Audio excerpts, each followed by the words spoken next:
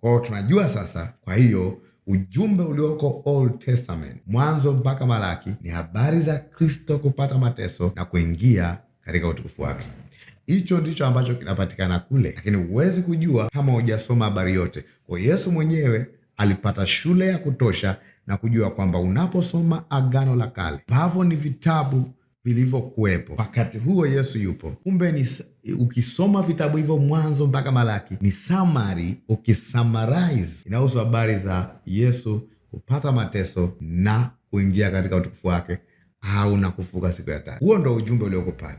Alafu na matokeo yake kwenye mstari wa 47 anasema, na kwamba mataifa yote watahubiriwa kwa jina lake habari za toba na ondoleo la dhambi, kwanza tangu Yerusalemu. Kwa hizi habari za kufa na kufuka kwake na matokeo yake ambayo ni watu wakitubu au wakimgeukia wanapata ondoleo la dhambi. Maana neno toba pale ni metanoia, kugeuka, kubadilisha fikra juu ya Yesu Kristo. Wakimbadilisha fikra zao na kumwamini huyu Yesu au kumgeukia huyu Yesu, wanapata ondoleo la dhambi. Inahusu habari za Kristo kupata mateso na kuingia katika utukufu wake na matokeo yake ambayo ni ondoleo la dhambi. Hilo ni jambo ambalo imehubiriwa na manabii katika Agano la Kale. Unawezaje kuona hiyo? Hiyo ni shule ambayo kila mwamini anatakiwa kuwa nayo. Ndio maana kwa habari ya ondoleo la dhambi, Paulo aliandika mwenyewe kwenye Wakorintho wa kwanza 15 kuanzia mstari wa 3 akielezea kwamba lengo la Yesu kufa, na maandiko yamezungumza hilo lengo pia.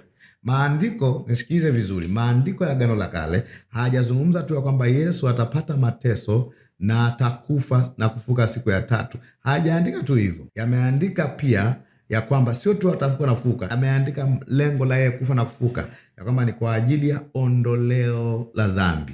Waraka kwanza wa Korinto mlango wa 13 mstari wa 3, kwa maana naliwatolea ninyi hapo mwanzo yale niliyopokea mimi mwenyewe, ya kwa Kristo alikufa kwa ajili ya dhambi zetu kama inavyo maandiko, na ya kwamba alizikwa, na ya kuwa alifuka siku ya tatu kama inavyo maandiko. Kwa maandiko yamezungumza kwamba Kristo atateswa, Kristo atakufa, Kristo atafuka siku ya tatu. Yote hayo maandiko yamezungumza, lakini pia maandiko yamezungumza sababu ya kufa kwake.